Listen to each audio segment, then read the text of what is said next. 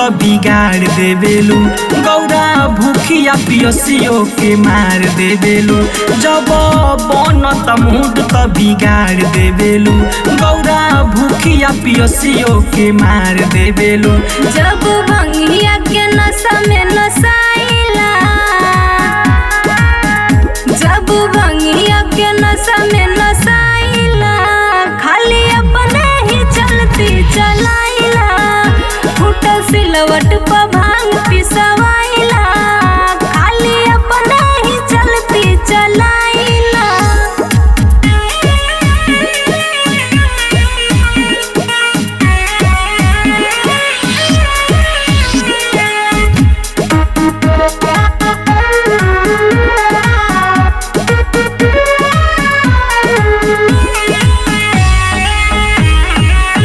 मारिले दम तबे मिले अलम जी।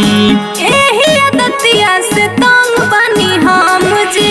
एकरा बिना तो हम रहिए ना सकीले। ए गौरा सुनो, मारिले दम तबे मिले अलम जी।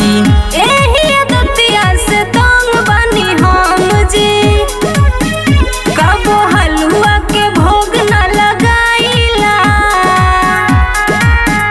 कबो हलुआ के भोग न लगाइला, खाली अपने ही चलती चलाइला।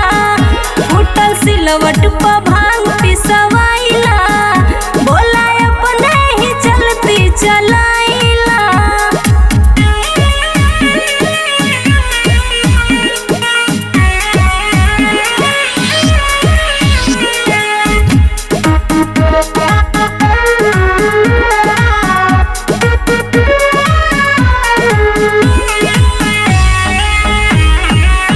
जाए के देव घर भोरही सोमार के।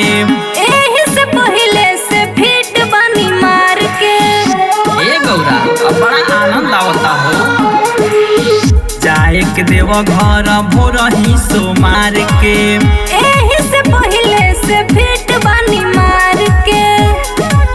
तो संगे दीपक को रोहित के सिखाइला,